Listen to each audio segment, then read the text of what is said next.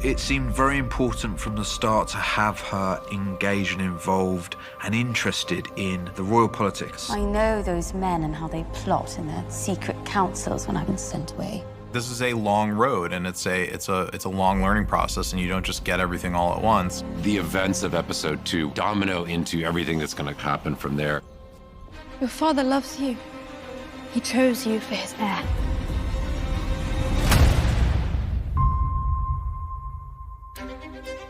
We're talking about 6 months since Emma's death. We wanted to capture the idea that Rhaenyra, in spite of her being made heir, continuing to be the cupbearer with no real change in her life.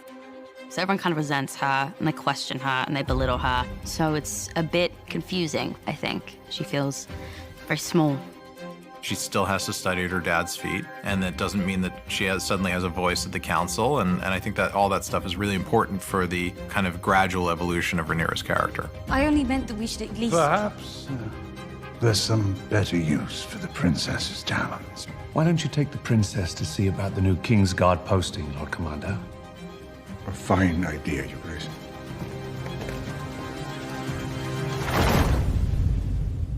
At the time that she chooses the Kingsguard, it's her first thing she's assigned to. It's something that's done offhand that does influence the course of a lot of events. Sir Criston Cole. She smartly sees, and the thing where you start to see the calculations of a future sovereign political operator is that in this time of great peace, not many of the knights that are going to be put before you have any more than tourney experience. I choose Sir Criston Cole. She's basically saying, I'm going to pick the person who's going to do the job right. My father should be defended by a man who's known real combat. Should he not? She's smarter than they think she is, and she's trying to prove it. You've got two great female characters of the story getting a scene together. We were aware that we needed to differentiate this scene from all other scenes. I understand the order of things. I'm not sure you do. The important thing for us was to look at the way the patriarchy sees and conditions women to believe that they are of lesser value, and the way that women in power treat women in power. When I'm queen, I will create a new order. Oh, I wish that could be Rhaenyra.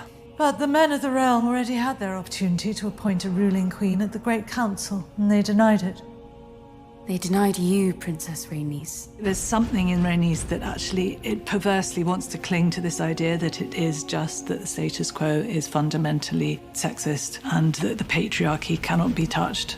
I mean, really, it's the theme of the series, this particular story. Rhaenys is right. She saw it happen to her at the Great Council. She sees the same thing happening in a different way to Rhaenyra. Men would sooner put the realm to the torch than see a woman ascend the Iron Throne.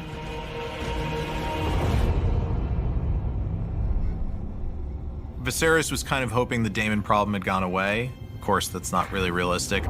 Taking Massaria there, setting up on Dragonstone, all of it is Daemon's search to find out, who he is and where his place is. This is an abomination. With every breath you soil your name, your house, and your brother's reign. I think Rhaenyra's arrival saves probably a lot of lives, but it changes the tone. It's the thing that she's been building towards the entire story, which is wanting to do something to show her mettle and show her worth as the heir to the throne. And she does it in a unique way because she's able to fly a dragon, but she's also one of the few people in the world that Daemon will listen to. She identifies with Daemon very much in that he's trying to get rise out of her father, but she also feels somehow that he has chosen to kind of get at her as well. He sees her as part of the problem, and she didn't choose to be heir. She did not wish to have something taken away from him, and I think she's venting to him as well. Your Grace, the princess has returned from Dragonstone. Dragonstone? Viserys is very protective of Rhaenyra, whereas at the same time can see the potential within her. May I sit? He sees in her his wife, and he understands that this is why she was a good choice to be made heir. They find an understanding, and actually it allows them to talk about Emma in a way that they haven't before. Without her, the Red Keeper's lost a warmth, and I dare say it will never recover. It pleases me to hear you say this. To know that I'm not alone in my grief. The thing about being the king is it's a very callous world. My wife's only just been cremated, and you're asking me who I'm going to marry, and it's pressure, pressure, pressure. There is this misunderstanding, which is Viserys believing that he has to get married and he has to explain this to Rhaenyra, and Rhaenyra saying, whatever you choose to do, I'm okay with it. Although what she should have said is, as long as it's not my best friend. Alicent's journey is that she's holding space for the king while he mourns. She does it out of kindness. She doesn't go intentionally to court the king. She cares, and she has seen her father go through the same grief that Viserys is going through.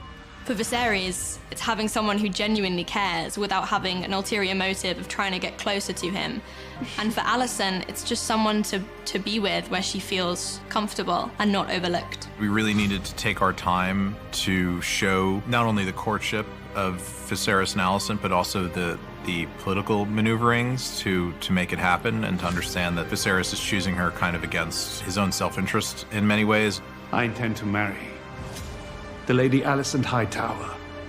You can't tell every story, so where are you going to iris in and focus your storytelling time? It felt like Viserys' eventual decision to choose Alicent next was a big one, as that's going to have so many repercussions down the line.